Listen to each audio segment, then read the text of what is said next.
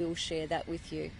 I would also like to take this opportunity to praise all of the police officers and support staff that have been working on this scene around the clock, not just at the scene but also at hospitals, at police stations, and talking with other witnesses. But certainly at the scene, it's still an active crime scene.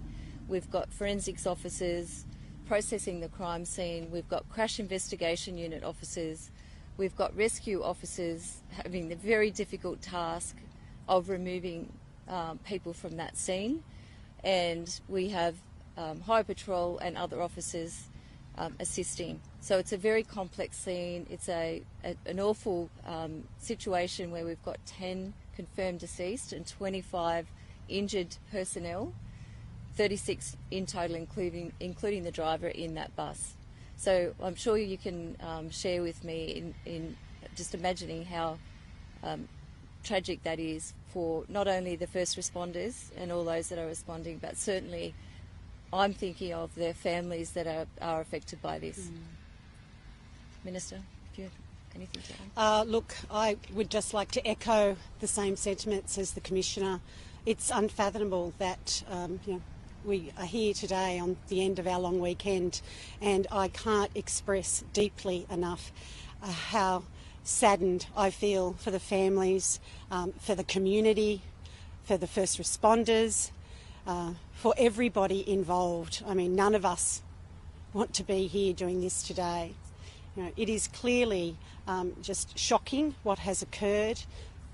The unnecessary loss of life is something that I'm really struggling with, and to think of an occasion that is usually, of such celebration to turn into something of such devastation, one that these families and quite frankly this community will never forget, and that is going to be a long struggle. I also want to mirror my great thanks to the police and to the first responders that have been hard at work here now for, going on almost 24 hours. And, what they were presented with was something that I suspect they would never have wanted to have seen either. And I know that both the Commissioner and I will make sure that their well-being is looked after, because we have to think about them as well. And we will definitely make sure that that happens. But I thank you all from the bottom of my heart. The work that you do on a day-to-day basis is something that no other worker does. And we are so thankful that you have done that work with the professionalism that you always do. There will be more wraparound services for you as well, but we will make sure that you get that. Look, it's just a tragic set of circumstances, and I'm happy, like the Commissioner, to take any questions. Commissioner, is there anything you can tell us about the active lines of inquiry at this point? Anything you've heard from the officers who have spoken to witnesses? Any indication at all of what's standing out to them at this point in time? Not in terms of the cause of the accident, and that will be the subject of the investigation, and that might not be known. The cause may not be known for some time. It will require scientific examination, and that takes time. The most complex part of this job ahead of police now is actually accounting for the victims and the passengers on the bus. You can imagine the scene that was confronting police when they attended, and that many of those people were, some people were transported to different locations and then re-diverted.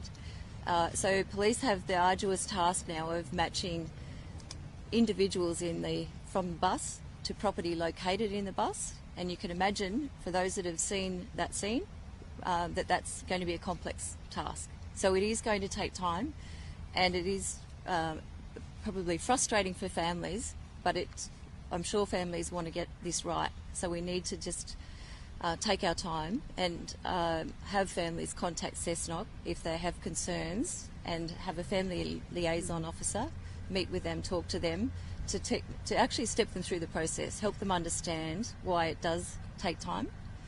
It's important that we take the time that is required. Mr. Collins, a question. One here, one here, then. Sorry, Damien, and then the lady in the blue.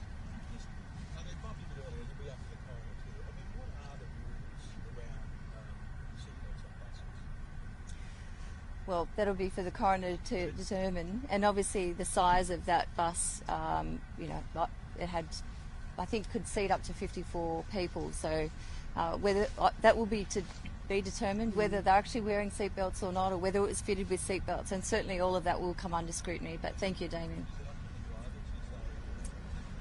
Well, again, the coroner will have to look at that, and ultimately the driver will have to think about that for the rest of his life. Mr. Collins, can I ask you?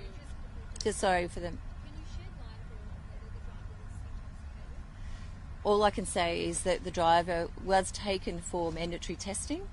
I'm not aware that there's been any positive return. If it was any sign of anything other than alcohol, that may take time. In fact, it may take weeks. But we certainly, as I said earlier, that the driver is currently in the charging process, and we'll update that as soon as we have those charges available.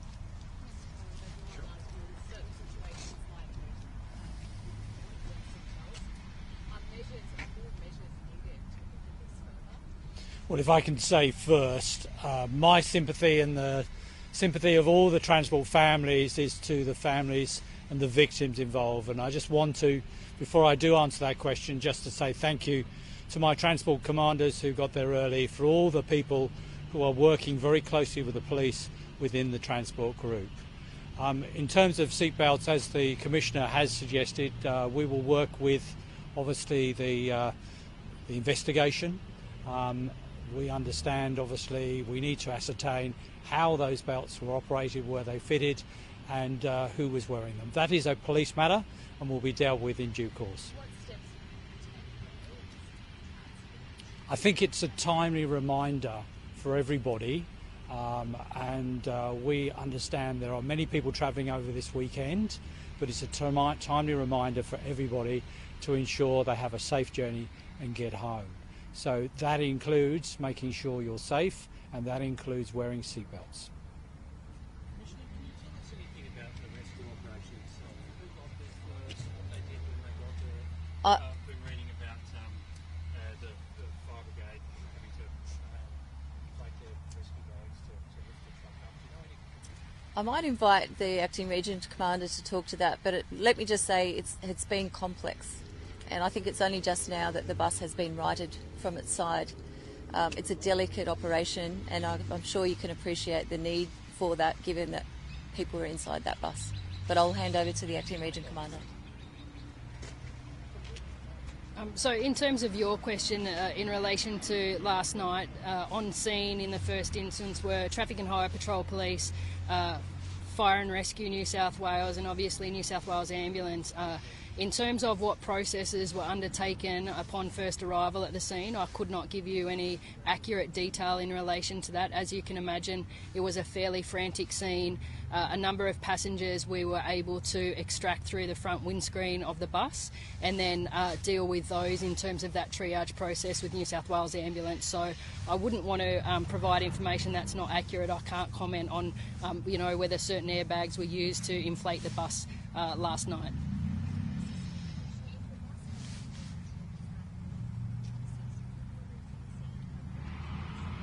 We're currently in the process of that, yes. Superintendent, I know it's still early to maybe the commission, but I said there were a number of people from Victoria who were here. Were you able to give shining light on that and what it must mean to their families, all families, yes, but those families interstate who are in this case? So it's my understanding that at the wedding and indeed on the bus are people from a number of areas, both local within the Singleton LGA, but also some from Sydney and perhaps Queensland and Victoria. I could not provide any more detail at this time in relation to those people. You just mentioned a little bit more of the scene, and so they got out through the front. What have you learned? So it's my understanding that emergency responders, and I couldn't say which organisation, were able to smash the front windscreen of the bus in order to pull some people or assist some people out of the bus last night, those that were able to walk themselves. So walking wounded managed to get out. That's my understanding. That would have been in pitch black. You can just imagine what they would have been. I think, without question, very difficult circumstances for any of the responders, irrespective of New South Wales Police, Ambulance, Fire and Rescue, RFS, obviously all came together, a really coordinated and large-scale emergency response, where they were able to get people to ambulances, in some cases helicopters, and get those people to health care as quickly as possible. I won't comment on any aspects of the investigation that relate to causal factors.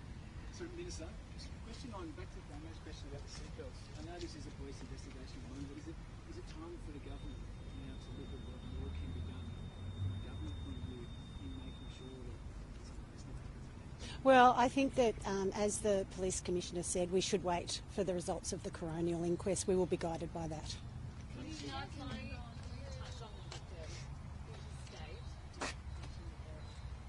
But do we know how many are accounted for, how many are deceased?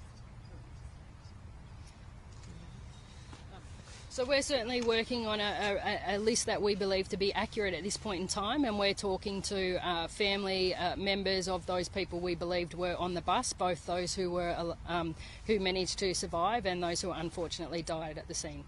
How many of you managed to identify thus far, if any? We certainly have an understanding of the number of people who are unaccounted for, and we're working toward positively identifying those 10 deceased with family members, but it will take some time. I spoke about this morning. It is really important for us to make sure that we maintain appropriate processes, have a good structure in place, and those processes around what we call DVI, or disaster victim identification, have to be followed so that we can make sure that we're talking to the right family members, that family members are getting correct information, and that at the end of the day a coronial inquest can positively confirm who it was that is deceased. Do you believe that any of the deceased have gone into state? I won't provide comment at this time.